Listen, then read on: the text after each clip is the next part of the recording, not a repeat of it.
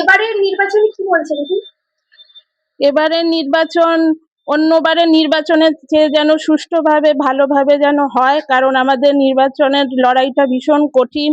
মানুষ আমাদের পক্ষে থাকলেও আমাদের যে বর্তমান যে শাসক দল তৃণমূল কংগ্রেস আমাদের সুষ্ঠুভাবে ভোট করতে ব্যাঘাত ঘটায়। সেই জন্য আমরা চাই ভালোভাবে যেন নির্বাচন হয়, কোনো ভোট লুট যেন না হয়। শোনা যায় যে বামের ভোট রামে যায়, কি বলবেন?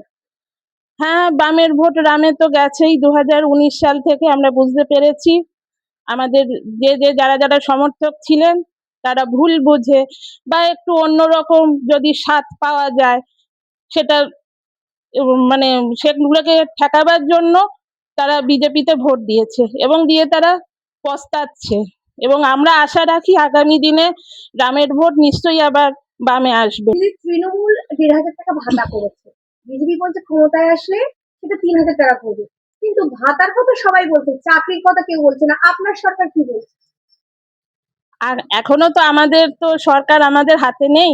মানুষের রায় যদি আমরা সরকার হাতে পাই, 1,500 টাকার বা 3,000 টাকার এই লড়াইয়ে আমরা নেই। আমরা চাই শিক্ষিত বেকার যুবক বা যুবতী এরা যথাযোগ্য সম্মানের সঙ্গে চাকরি পাক, এবং সেটা যদি কোনো শিক্ষিত ছেলে বা মহিলা হয়, দেখা গেল ডাক্তারি পাস কি ইঞ্জিনিয়ারিং পাস করেছে, MBA করা ছেলে, তাদের কাছে নিশ্চয়ই 1,500 টাকাটা নেওয়া মানে অপমান করা। এটা বর্তমানে যিনি মুখ্যমন্ত্রী তিনি আমাদের যুব সমাজকে মানে অপমান করছেন। সেজন্য আমরা চাই আমাদের সরকার এলে শিক্ষিত যারা প্রতিষ্ঠিত উপযুক্ত চাকরি যেন তারা পায়, সম্মানের সাথে পায়। 1,500 টাকায় কারুর সংসার চলে না, এটা এক ধরনের যুব সমাজকে অপমান করা হচ্ছে। দিদি, 2022-এ পৌরসভার নির্বাচনীতে আপনি প্রার্থী হয়েছিলেন সিপিএম থেকে এবং বিরোধী ছিলেন নমিতা দে, কিন্তু উনি জয়যুক্ত হয়েছিলেন।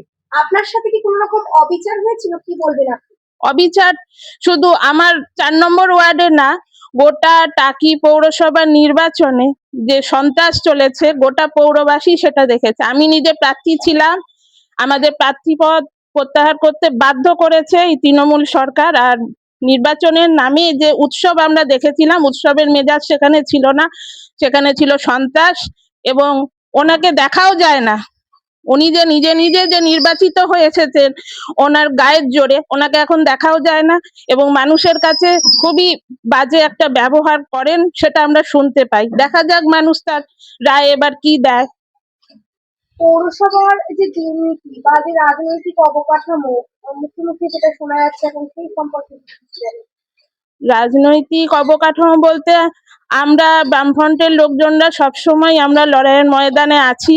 আমাদের সংগঠন দুর্বল হয়ে গেলেও সংগঠনকে চাঙ্গা করার জন্য আমরা প্রস্তুত, এবং যুবক যুবতীদের যাতে আগামী দিনে আরো বেশি করে আমরা ময়দানে নামাতে পারি তার লড়াই আমরা সবসময় চলছি। আর বর্তমানে এই যে বিজেপি নামক যে দল, এটি একটি সাম্প্রদায়িক দল, এখানে এসে যে বিভাজনের রাজনীতি করতে চাইছে, আমরা বামফ্রন্টরা চাই যে কোনো বিভাজনের রাজনীতি নয়, হিন্দু মুসলিম ভাই ভাই, আমাদের দেশটা সবার, আমাদের রাজ্যটাও সকলের, সকলে শান্তিপূর্ণভাবে 34টা বছর যেভাবে আনন্দে থাকতাম সেই আনন্দের সঙ্গেই আমরা থাকতে চাই। ধন্যবাদ দিদি।